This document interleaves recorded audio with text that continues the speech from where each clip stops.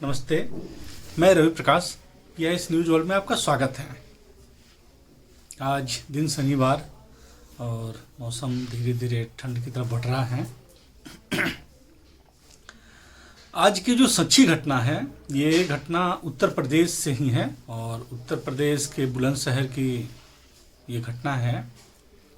और इस घटना में क्या है कि एक ऐसी घटना हम कह सकते हैं इसको, जिसमें किसी ने सुपारी दिया और जिसने सुपारी दिया उसी का कत्ल हो जाता है।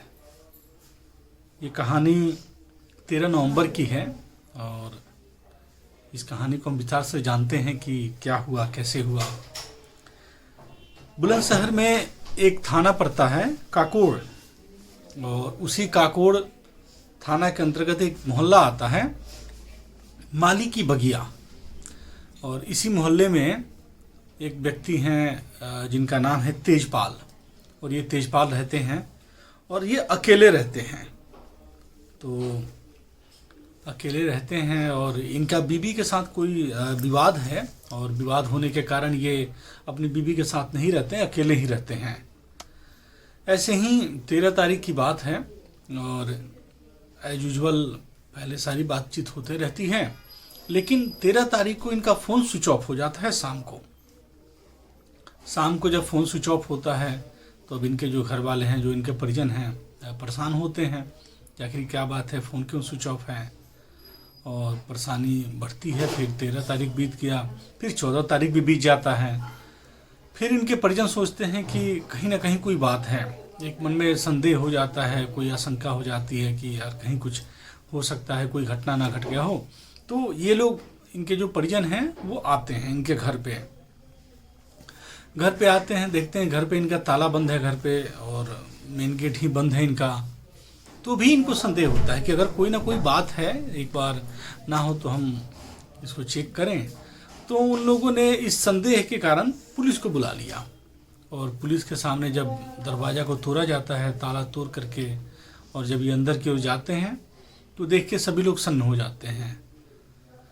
सामने तेजपाल की जो लाश है खून से सनी हुई है और उसको गोलियां लगी हुई हैं और वो मर चुका है।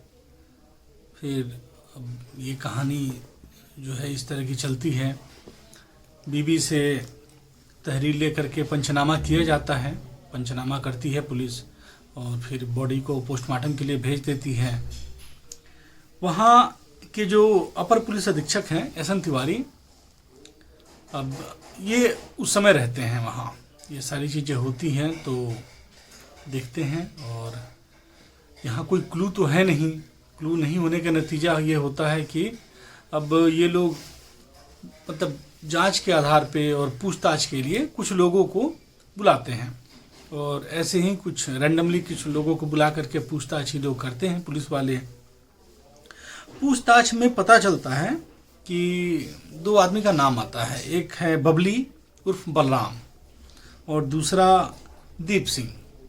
इन दोनों का नाम आता है। पुलिस इनको बुलाती है, इनसे पूछती है, और जब पुलिस इनसे अपने स्टाइल में बात करती है, जब पूछती है, तो ये लोग उगलने लगते हैं और बताते हैं कि ये जो हत्या है, ये जो मर्डर है, इन्होंने खुद किया है, और ये कबूल कर लेते हैं अपने हत्या को, अपने मर्डर को कबूल कर लेते हैं। लेकिन हत्या का इनका जो कारण है ये बड़ा दिलचस्प है कि ये हत्या करते क्यों हैं। पुलिस ने ये भी पता किया हुआ था कि तेजपाल जो है अपने कुछ यार दोस्त के साथ बैठता है, उठता है, और मतलब कुछ जो कह सकते हैं हम, जो शराब और चीज़ों का सेवन करता है साथ में बैठ के। तो इसी आधार पे पुलिस ने इनको पकड़ा था। और ये लोग जब अपनी कहानी बताते हैं कि एक बार की बात है, ये लोग इसी 13 तारीख की ही शाम की बात है, और ये लोग साथ में बैठे हैं, और बैठने के बाद अपना वो दारू वगैरह पी रहे हैं लोग। पीने के बाद ही तेजपाल कहता है कि मेरी बीवी का मेरे से कुछ मतलब प्रॉब्लम चल रहा है, कुछ दिक्कत चल रहा है, और मुझे दिक्कत इस बात की भी है, मुझे डर इस बात की भी है कि कहीं मेरी बीवी मेरी जान न मरवा दे, और ऐसा ना हो जाए तो वो अपने तरफ से ही इस बबली से और दीप सिंह से बोलता है कि अगर तुम मेरी बीवी को मार दोगे तो हम तुम्हें 6 लाख रुपए देंगे। और 6 लाख रुपए देंगे और 3 लाख रुपए उसने एडवांस दे भी दिया और 3 लाख रुपए वो बाद में देने की बात करता है कि जब काम हो जाएगा तब हम आपको वापस मतलब दे देंगे। 3 लाख रुपए मिल जाते हैं बबली को और दीप सिंह को। ये लोग चले भी जाते हैं अपने काम को करने के लिए। लेकिन वहाँ जाने के बाद इनको ये दिखता है कि जो बबली है, जो तेजपाल की बीवी है बबली, इनका जो घर है उसके चारों तरफ सीसीटीवी कैमरा लगा हुआ है और बबली को मार पाना बहुत मतलब मुश्किल है, आसान काम नहीं है। इसका नतीजा ये होता है कि ये लोग वापस लौट के चले आते हैं।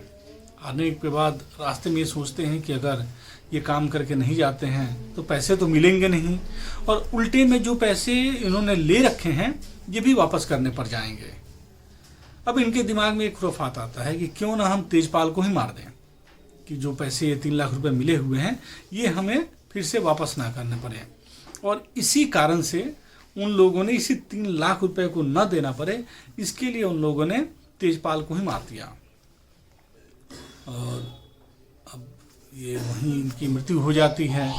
बीवी आती है, बीवी बात करती है और सब कुछ, पुलिस सब अपनी सारी प्रक्रिया में लगी हुई है।